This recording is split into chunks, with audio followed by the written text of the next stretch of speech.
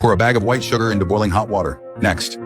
This is what we do to make gas! This becomes the deadliest weapon in prison. Anyone splashed with it is disfigured on the spot. Some inmates can't handle the pressure of this environment and start cutting themselves over and over again. Only pain can calm them down. On his first day in prison, John witnessed all of this. He tried to comfort his cellmate while secretly pressing the emergency alarm in the cell. Not long after, several correctional officers wearing helmets and carrying riot shields stormed in. They dragged the out-of-control cellmate away by force. The scene deeply shook the 50-something-year-old John. 2 days passed, and that cellmate never returned. Then Mike from the opposite cell suddenly walked in. He casually grabbed a bag of sugar that belonged to the cellmate. With a strong sense of justice, John immediately spoke up for his cellmate.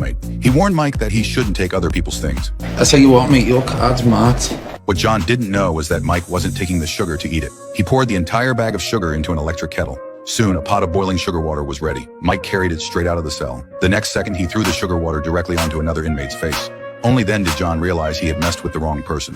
At mealtime, Mike openly stole John's piece of chicken. For the first time, John said nothing. But when it was John's turn to line up for a phone call, Mike cut in again. He snatched the phone away, stealing not just a spot in line, but the limited call time every inmate depended on. The people around them only watched coldly. No one stepped in. John had no choice but to walk up and try to take the phone back. Give me the soft.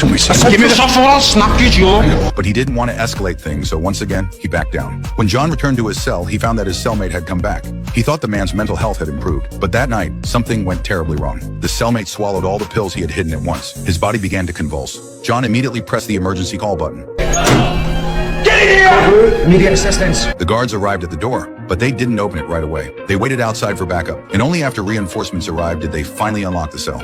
By the time they tried to save him, it was already too late. The cellmate died right in front of John. The next day, John lined up to call his son. The moment the call connected, Mike walked over again. Without saying a word, he grabbed the phone. John followed closely behind Mike, shouting loudly. He kept disrupting him, making it impossible for Mike to talk. Yeah, I mean it. Mike responded with violence. John's nose immediately started bleeding. Everything was seen by a gang leader nearby. He had always wondered why John never fought back.